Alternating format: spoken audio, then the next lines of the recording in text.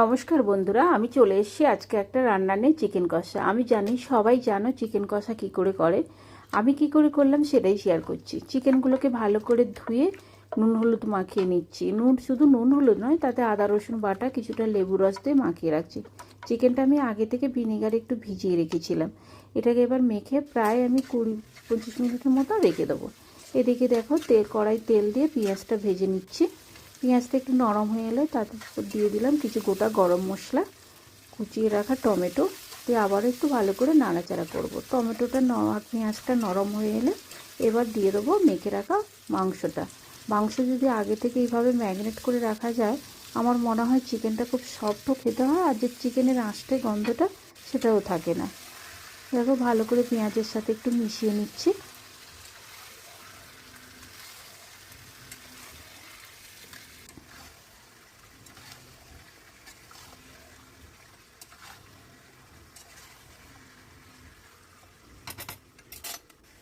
এবার না এটাকে আমি ঢাকনা দিয়ে কিছুক্ষণ হতে দেবো।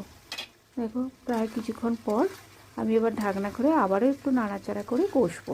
ঠিক এইভাবে চিকেনটা একটু কষতে হবে। চিকেন একটু ভালো করে কষলে খুব খেতে সুন্দর হয়। দেখো কত জল বেরিয়ে পড়েছে চিকেন থেকে। জলটা যতক্ষণ না শুকোচ্ছে ঠিক এইভাবে কষতে থাকবো। এবার দিয়ে দেবো ভেজে রাখা আলুগুলো। আমি যেহেতু আলু দিয়ে করবো, তাই আলুটাকে একটু আগে থেকে ভেজে তুলে রেখেছিলাম। তো আবারও একটু নাড়াচাড়া করে মিশিয়ে নিচ্ছি।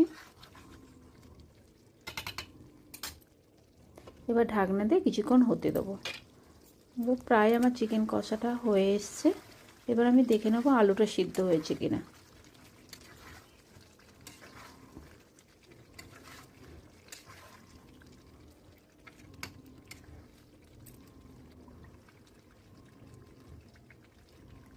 আলুটা একটু শক্ত আছে, তাই আমি 1 গ্লাস মতন জল ব্যবহার করেছি, গরম জল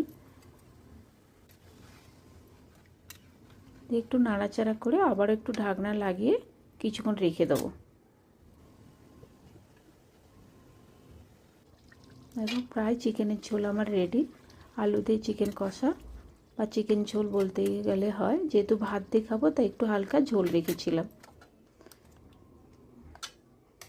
এই ছিল আজকে দুপুরের রান্না, চিকেন কষা, আর সাথে নিয়ে নিয়েছিলাম গরম ভাত।